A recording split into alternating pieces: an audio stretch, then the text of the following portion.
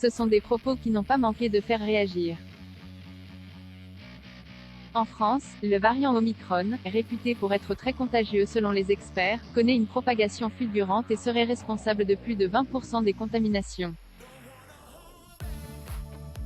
Mais dans une publication récemment relayée sur son compte Twitter, le docteur Martin Blachier a préféré s'inspirer de données danoises pour établir un lien choc entre le variant du coronavirus et les personnes vaccinées. Comme il l'a fait remarquer, le variant Omicron serait majoritairement responsable des contaminations chez ceux et celles qui se sont pliés à la vaccination contre le Covid-19.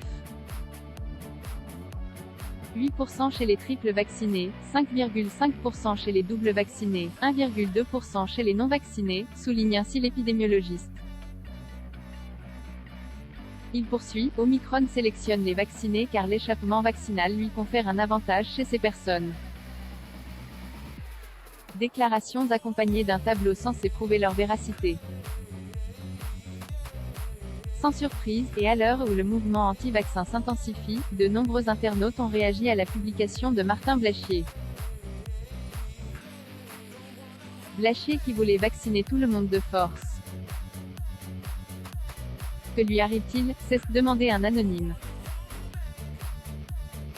Un autre lui a répondu, il a changé. Davis lorsqu'on a commencé à vouloir vacciner les enfants, et lorsqu'il s'est rendu compte que le vaccin empêchait seulement quelques hospitalisations. Une pièce dans la machine pour les opposants à la vaccination.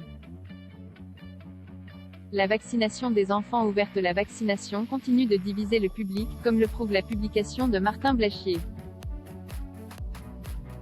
Après avoir prôné 2 doses de vaccin, l'exécutif pousse maintenant les Français à s'en accorder une 3e dans le but d'obtenir le pass sanitaire.